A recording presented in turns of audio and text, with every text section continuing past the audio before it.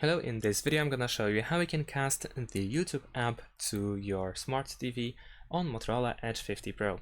So of course the first thing that we need to do is open YouTube. There we go.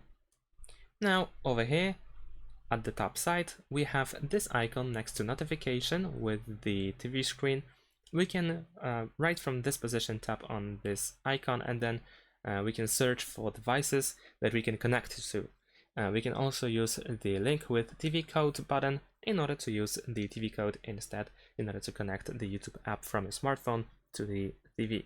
At the same time, you can also, for instance, play the video first, and then you can tap on the video that you are watching, and then here, pretty much in the same position, you will have the same icon, and you can once again do the same thing. You can try to connect to your TV.